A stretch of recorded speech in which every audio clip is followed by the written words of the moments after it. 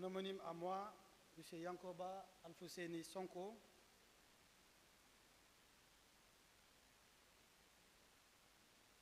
Monsieur l'administrateur du FDTT, Mesdames, Messieurs les directeurs généraux, directeurs et chefs de service, Mesdames et Messieurs les maires de communes, présidents de conseil départemental, chers élus locaux et nationaux, Mesdames et Messieurs les représentants des départements ministériels, en particulier Monsieur le représentant du ministère des Finances et du Budget, Mesdames et Messieurs les représentants des institutions du secteur privé et partenaires techniques et financiers, Mesdames et Messieurs les représentants du patronat et des opérateurs économiques, Mesdames et Messieurs les représentants des associations professionnelles et des organisations de la société civile, Mesdames et Messieurs les concessionnaires de services publics de transport, Mesdames et Messieurs les experts nationaux et internationaux en financement, mobilité et de transports publics, chers acteurs du secteur des transports publics, chers participants, Mesdames et Messieurs, permettez-moi, avant toute chose, d'exprimer ma profonde gratitude à nos invités de marque qui ont bien voulu répondre favorablement à l'invitation du Fonds de développement des transports terrestres FDTT et plus largement celle du ministère des Transports terrestres et aériens. Qu'il me soit permis de souhaiter à chacun et à chacune la bienvenue parmi nous à l'occasion de cette journée de transport public, porteuse d'ambition mais surtout d'espoir. Votre présence si nombreuse ici aujourd'hui honore notre rencontre à bien des égards. Elle traduit l'intérêt et la confiance que vous accordez à cette table ronde consacrée au financement de la modernisation des transports publics.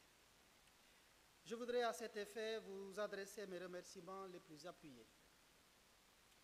Honorables invités, Mesdames et Messieurs,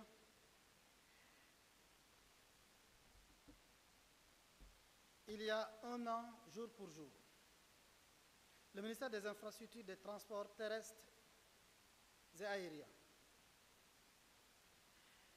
organisait les États généraux des transports publics. Ces assises, inédites et d'une importance capitale, avaient permis de dégager un consensus fort, j'allais dire très fort, sur l'ensemble des enjeux et défis du secteur, notamment sur la place et le rôle stratégique du FDTT dans le département et dans l'écosystème du transport public.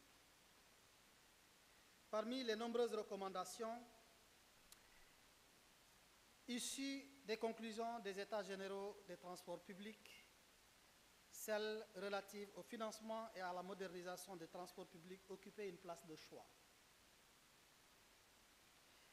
Et c'est d'ailleurs tout le sens de l'organisation de cette table ronde qui concrétise à bien des égards une prise en charge des instructions du chef de l'État, Monsieur le Président de la République, Son Excellence Bassirou Diomaye Diakhar Faye, et celle du chef du gouvernement. À ce sujet, vous savez qu'aujourd'hui, tout le gouvernement est à Diamniadio, autour du chef de l'État pour rendre un vibrant hommage à M. Amadou Mokhtar Mbow. L'importance de cette rencontre a appelé de ma part que je sollicite du chef de l'État la permission de venir prendre part aux côtés du FDTT et il me l'a accordé en ces termes. Si c'est pour nous faire encore la surprise comme celle que vous venez de nous faire à Touba il y a quelques jours, notamment le week-end dernier, vous avez mon autorisation.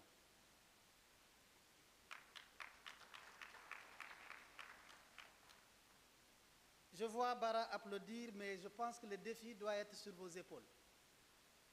Parce que le ferroviaire a marqué un coup. Et aujourd'hui, nous sommes réunis ici pour que le FDTT porte sur ses épaules le renouvellement du parc automobile sous l'appui de l'État avec un financement déjà quasiment validé par le chef de l'État.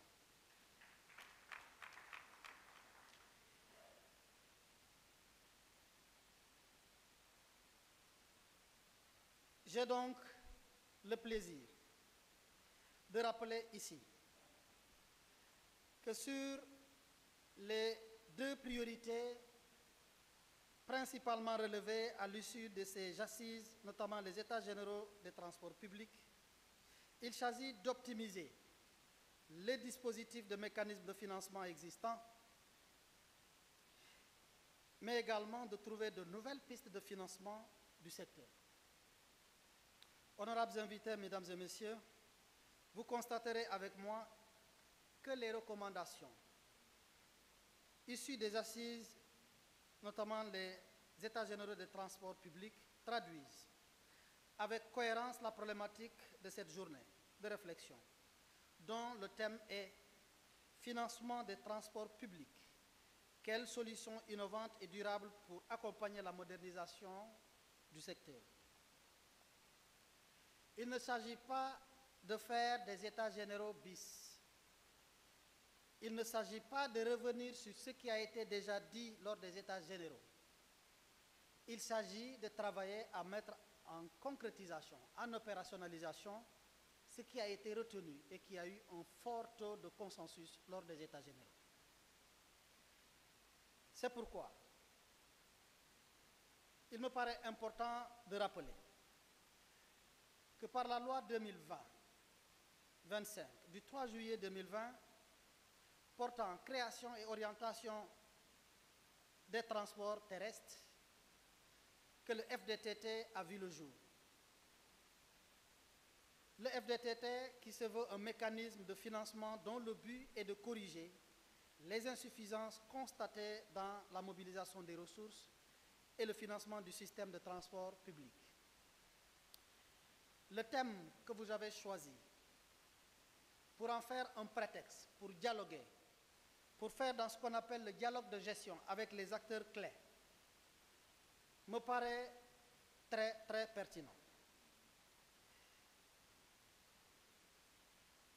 Et la table ronde cadre parfaitement avec la mission assignée au FDTT qui consiste, entre autres, à participer vivement au financement ou à contribuer substantiellement à la mobilisation des ressources pour la réalisation des projets de renouvellement du parc de transport public en vue de la modernisation du système de transport globalement pris. Au demeurant, la prouesse de réunir tous les acteurs, dont principalement le ministère des Finances et du Budget, garantit la politique nationale de mobilisation des ressources, les partenaires techniques et financiers, le secteur privé ainsi que tous les acteurs socio-professionnels du secteur reste pour moi un gage certain de succès. J'insiste beaucoup sur le secteur privé, notamment les banques et établissements financiers. J'ai revu tout à l'heure la liste avec le directeur du FDTT et je me suis rendu compte que toutes les banques du pays sont là. Je vous souhaite la bienvenue. Et je vous fais un clin d'œil en tant qu'ancien collègue. Je sais que lorsqu'on parle à un banquier de financement quelconque, lorsqu'on parle à un CAP de financement quelconque, lorsqu'on parle à un gestionnaire d'entreprise de financement quelconque, les premières préoccupations sont les données secteurs, qui relèvent de la responsabilité de l'État, en grande partie. Ces préoccupations sont le risque secteur. Ces préoccupations sont encore et encore les données. Nous en sommes conscients. Et le FDTT répond aujourd'hui en vous disant, eh bien, nous vous invitons à la discussion. Et c'est de cela qu'il s'agit aujourd'hui. Je vous y invite avec de fortes attentes des différentes conclusions ou des conclusions qui s'en dégageront. Au demeurant, pour nous, la prouesse de réunir tous les acteurs, dont principalement le ministère des Finances, comme je l'ai dit tantôt, est pour nous le garant de la politique nationale de mobilisation des ressources. Chers participants, mesdames et messieurs, depuis notre prise de fonction et à la suite des nouvelles orientations conformes au décret 2025-1431 du 6 septembre 2025 fixant la répartition des services de l'État, notre département ministériel est recentré autour de la mise en œuvre de la politique de transport urbain et interurbain, incluant l'aérien, en parfaite cohérence avec le réseau infrastructurel de notre pays. Il s'agit de renforcer la prévention et la sécurité routière, de soutenir le renouvellement des véhicules pour le transport interurbain, de renforcer le confort des usagers, de favoriser l'émergence des acteurs modernes et surtout de bâtir une réglementation juridique, technique et sociale adaptée. J'ai bien entendu le cri de cœur de mon ami Gora Khouma et également du maire Serigne Mboup. Concrètement, il s'agit de promouvoir l'intermodalité et la compétitivité en développant chemin faisant des plateformes multimodales ferroviaires et portuaires. Sans nul doute, c'est à ce prix que notre économie nationale sera renforcée en attractivité et en compétitivité. Comme vous le pouvez le constater avec moi, il s'agit d'une ambition à la fois grande, urgente, mais fort bien réaliste. Nous en avons l'intime conviction. Cependant, l'atteinte de ces résultats ultimes passera par de nombreux défis, dont principalement un meilleur accès au financement, au grand bonheur du secteur des transports publics. La raison pour laquelle il paraît urgent de saisir cette question afin de trouver une solution historique qui prend en compte tous les enjeux et les nombreux défis dans la quête réaffirmée d'une souveraineté économique. La conciliation de ces exigences est certes délicate, mais bien à notre portée. Il suffit de préparer, de maîtriser les contours de la problématique et de dégager de meilleures solutions possibles pour notre secteur au sein d'un Sénégal plus que jamais en mouvement. Si j'ai le mérite du FDTT d'avoir pensé à l'organisation de cette table ronde qui dépasse même notre secteur, posant ainsi la question du financement de notre développement. J'ai l'habitude de dire que pour nous, le FDTT est ce que, quelque part, le FERA est pour l'infrastructure. Mais le FDTT est bien plus que ce que le FERA est pour l'infrastructure parce que le FDTT doit être en amont et en aval. Le FDTT est aujourd'hui cet outil que nous devons doter, cet outil que nous devons encore réinventer, mais cet outil que nous devons renforcer. Et l'élan est déjà pris. Depuis sa création, il manquait un seul petit maillon pour lui permettre d'avoir une certaine autonomie agissante. Aujourd'hui, le décret qui doit fixer la répartition des redevances est quasiment terminé. J'ai une petite entrevue à faire avec le ministre en charge de l'économie et des finances, mais les services techniques ont fini de l'élaborer. Toutes les séances, le parcours de combattant qu'il devait prendre est quasiment épuisé. Et j'ose espérer que 2026 sera l'année du FDTT.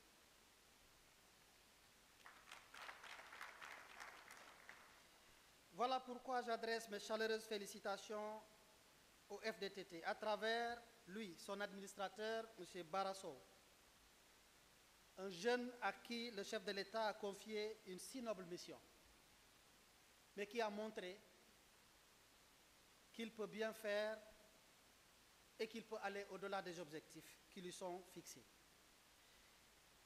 Accompagné et assisté par un président engagé qui fait moins de bruit, mais si efficace et si attaché aux valeurs de la gouvernance des sociétés publiques conformément à la réglementation en vigueur. Je veux nommer le président Yankoba.